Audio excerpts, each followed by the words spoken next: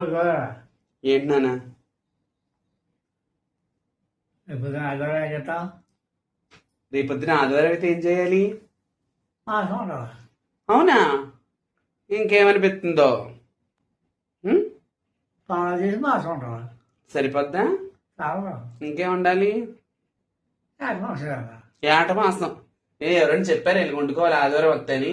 ఎవరు చెప్పారు?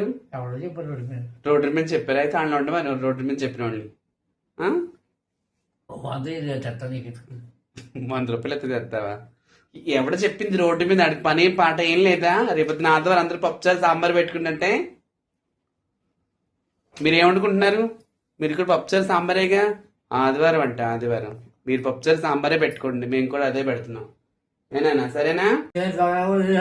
తప్పుద్దా నాలంటి దొంగనా కొడుకులు ఉన్నంతకాలం ఏదడితే అది తినాలా తినాలా?